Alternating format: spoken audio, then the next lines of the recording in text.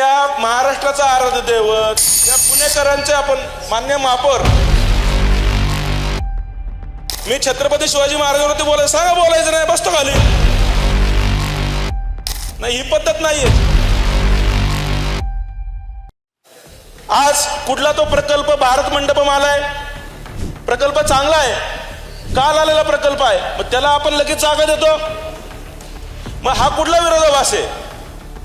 आज जर या भारत मंडपमला जर आपण पुणे शहरामध्ये काल आलेल्या प्रकल्पाला आपण जागा देतोय, तर या महाराष्ट्राचा आराध्य दैवत या पुणेकरांचे आपण मान्य महापौर, मला त्या ठिकाणी बजेट शून्य आलं तोपर्यंत तुम्ही माझ्यापर्यंत अजून तुमची नैतिक जबाबदारी होती. कुठल्या सभासदाला जर 0 बजेट आलेलं आहे तेव्हा तुम्ही मला, खरं तर ही तुमचा अधिकार होता आणि तुमची जबाबदारी होती.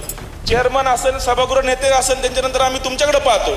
पण आता मी महत्वाच्या मुद्द्यावर बोलतोय आणि आता कमीत कमी याच्यावर बोलायचं पण नाही.